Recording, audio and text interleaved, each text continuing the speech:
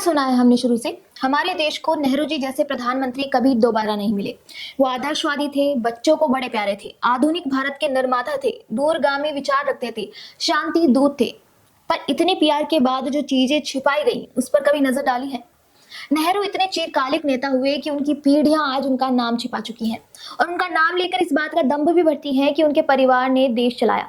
पर जब उनके कार्यकाल की बात आए तो मुंह भी यही लोग छिपाते हैं। एक चीज तो ये है कि नेहरू जी के परिवार के लोग आज भी इसी दंभ के साथ वोट मांगते हैं कि वो देश के मालिक हैं, उन्होंने देश चलाया है और उनसे अच्छा देश और कोई सामान्य आम नागरिक, आम नेता या कोई नॉन गांधी/हिंदू नहीं चला सकता। आज जब देश बेचने की बातें चल रही हैं तो क्यों ना आधुनिक भारत के उस वास्तुकार के कार्यकाल को खोल के देखा जाए कि आखिर देश कैसे बेचा गया था, कैसे भारत के लोकतंत्र को एक परिवार की जागीर बना दिया गया और जब बॉर्डर सिक्योरिटी और इंटरनल सिक्योरिटी के मामलों में जवाहरलाल नेहरू और कांग्रेस के कार्यकाल में देश के अलावा सबके बारे में सोचा गया। शुरू से शुरू करते हैं। स्वतंत्र भारत की शुरुआत में ही नेहरू की नीतियां राष्ट्रीय सुरक्षा के लिए खतरा साबित हुई। 1947-1948 में जब पाकिस्तान ने कश्मीर पर हमला किया, नेहरू की प्रतिक्रिया न केवल कमजोर थी बल्कि ये भारत की संप्रभुता को अंतर्राष्ट्रीय मंच पर बेचने वाली थी। पाकिस्तान ने पीछे से हमला कर कबायली हमलावरों के माध्यम से कश्मीर के बड़े हिस्से पर कब्जा कर लिया, जिसमें पुंछ, उरी और अन्य रणनीतिक क्षेत्र शामिल थे। भारतीय सेना ने बहादुरी से लड़ाई लड़ी, लेकिन नेहरू ने युद्ध को पूर्ण रूप से जीतने के बजाय 1 जनवरी 1949 को युद्ध विराम की घोषणा कर दी और मामले को उठाकर संयुक्त राष्ट्र ले गए। यूएन जाने की घोषणा पंडित नेहरू द्वारा एक बड़ी रणनीतिक भूल थी जो हम कहीं ना कहीं आज तक भुगत रहे हैं। नेहरू ने बिना पूर्ण रणनीतिक नियंत्रण हासिल किए सार्वजनिक रूप से कश्मीर में जनमत संग्रह कराने की भारत की इच्छा घोषित की। इससे पाकिस्तान को मुद्दे पर स्थायी कूटनीतिक लाभ मिला। यूएन में जाने से भारत का आंतरिक मामला अंतर्राष्ट्रीय बन गया और पाकिस्तान ने इसे वर्षों तक भुनाया। यदि नेहरू ने सेना को पूरा मौका दिया होता तो शायद कश्मीर का पूरा क्षेत्र आज भारत के पास होता, लेकिन उनके शांतिवाद के नाम पर कथित आदर्शवादी सोच ने भारत को कमजोर किया।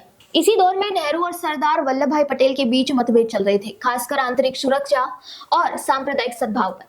पटेल जो गृह मंत्री थे, मुस्लिम गेट्टो बनाने के खिलाफ थे। गेट्टो मतलब कि किसी धर्म समुदाय के लिए विशेष इलाके। जवाहरलाल नेहरू मुस्लिम बहुल इलाकों को सेफ जोन या सुरक्षित क्षेत्र के रूप में देखते थे। उन्होंने सुझाव दिया था कि जो घर मुसलमान पाकिस्तान जाने या दंगों की डर से छोड़ गए थे, वे केवल और केवल दूसरे मुसलमानों को ही दिए जाएं ताकि मुसलमान सुरक्षित महसूस करें। नेहरू का मानना था कि इससे मुस्लिम समुदाय सुरक्षित महसूस करेगा और वे मुख्य धारा के जीवन में बने रहेंगे। हालांकि सरदार वल्लभ भाई पटेल ऐसा नहीं सोचते थे। वे मानते थे कि विभाजन के बाद भारत में मुस्लिमों को मुख्य धारा में एकीकृत करना चाहिए, ना कि अलग अलग इलाकों में करके, जो आंतरिक अशांति को बढ़ावा दे सकता है। पटेल ने हिंदू मुस्लिम एकता पर जोर दिया और राज्यों के एकीकरण में कठोर नीति अपनाई। लेकिन नेहरू की नीतियां अधिक उदारवादी थीं, जो अक्सर सांप्रदायिक तनाव को नजरअंदाज कर देती थी। पंडित नेहरू ने कई बार पटेल की सलाह को अनदेखा किया, जैसे कि हैदराबाद और जूनागढ़ के एकीकरण में, जहां पटेल की दृढ़ता ने सफलता दिलाई, लेकिन नेहरू की हिचकिचाहट ने प्रक्रिया को और जटिल बना दिया था। यह मतभेद आंतरिक सुरक्षा को प्रभावित करने वाले थे, क्योंकि नेहरू की नीतियां कम्युनल डिवाइड को बढ़ावा दे सकती थी, जबकि पटेल की दृष्टि एक मजबूत एकीकृत भारत की थी। इसके बाद 1950 के दशक में नेहरू की विदेश नीति की विफलताएं और स्पष्ट रूप से सामने आई, जब सीमा सुरक्षा को सीधे प्रभावित किया गया। 1950 में अमेरिका ने भारत को यूएन सुरक्षा परिषद की स्थायी सीट ऑफर की थी, लेकिन नेहरू जी ने इसे अस्वीकार कर दिया और खुद को मिली सीट चीन की गोद में डाल दी। नेहरू ने अपनी बहन विजया लक्ष्मी पंडित को लेटर लिखा कि हम इसे स्वीकार नहीं करेंगे, ये हर दृष्टि से बुरा होगा, ये चीन के लिए स्पष्ट अपमान होगा और हमारे और चीन के बीच किसी तरह का बिगाड़ का कारण बनेगा। यही ऑफर 1955 में सोवियत संघ ने भी दिया, लेकिन नेहरू जी ने कहा कि यह तब तक नहीं किया जाना चाहिए जब तक चीन को प्रवेश की समस्या हल ना हो जाए।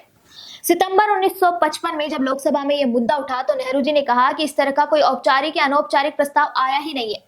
यह संसद में झूठ बोला गया था, क्योंकि उनके अपने पत्रों में ऑफर का उल्लेख था। परिणाम, जिस चीन के लिए नेहरू ने सीट त्यागी, उसने 1962 में भारत पर हमला किया और आज यूएनएससी में भारत की सदस्यता को वीटो से रोकता है। ये राष्ट्रीय हितों का समझौता था जो सीमा सुरक्षा को कमजोर करता रहा। इसी दौर में तिब्बत का मुद्दा उभरा। 1954 में नेहरू ने पंचशील समझौतों पर हस्ताक्षर किए, जिसमें भारत ने तिब्बत में ब्रिटिश उत्तराधिकारी अधिकारों को सौंप दिया और चीन द्वारा तिब्बत के विलय को अप्रत्यक्ष रूप से स्वीकार कर लिया।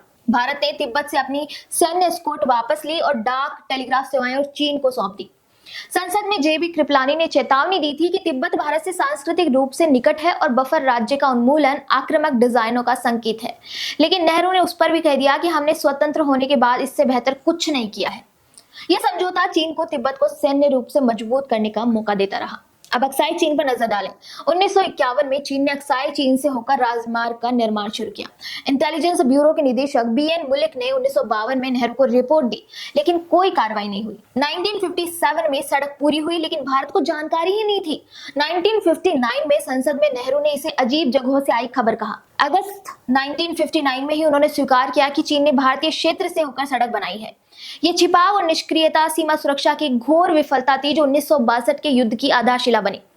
बेशर्मी देखिए कि 1962 के भारत चीन युद्ध के बाद आपके चिरकालिक जवाहरलाल नेहरू ने संसद में अक्साई चीन पर चीन के कब्जे का बचाव करते हुए कहा कि वह एक निर्जन बंजर इलाका है जहां घास का एक तिनका भी नहीं उगता। मतलब अगर देश की जमीन बंजर हो तो क्या उसे बांटते फिरना चाहिए? 1950 के अंत और 1960 की शुरुआत में नेहरू की नीतियां क्षेत्रीय त्याग के चरम पर पहुंच चुकी थी। 1960 में सिंधु जल संधि पर हस्ताक्षर हुए, जिसमें भारत ने पाकिस्तान को गतिरोध समाप्त करने के लिए 174 मिलियन डॉलर, जो आज के 1.6 बिलियन डॉलर होंगे, इतने रुपयों का भुगतान किया। पाकिस्तान ने 1948 में कश्मीर के हिस्सों पर कब्जा किया था, लेकिन संधि में भारत ने पाकिस्तान से 30,000 वर्ग मील क्षेत्र खाली करने की मांग ही नहीं रखी।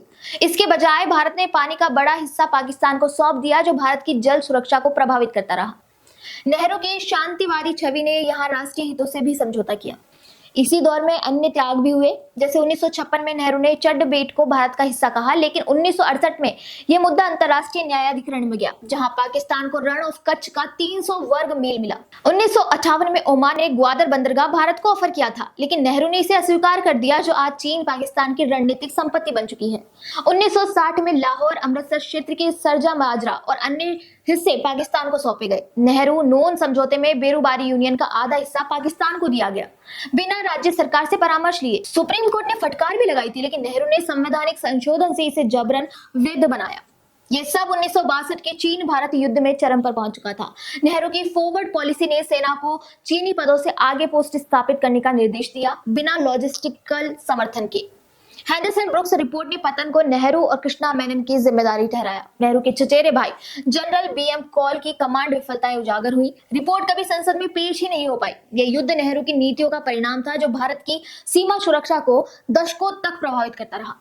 ये फैसले नेहरू की विरासत को परिभाषित करते हैं, आदर्शवाद के नाम पर समझौते जो भारत की सुरक्षा को कमजोर करते रहे। कांग्रेस के कार्यकाल में ये विफलताएं संस्थागत सड़न की जड़ बनी। आज जब हम पीछे मुड़कर देखते हैं तो सवाल उठता है, क्या ये फैसले राष्ट्रीय हितों से ऊपर व्यक्तिगत महत्वाकांक्षा के थे? अपने विचार हमें कमेंट बॉक्स में जरूर बताएं। वीडियो पसंद आए तो लाइक, शेयर एंड सब्सक्राइब करना ना भूलें।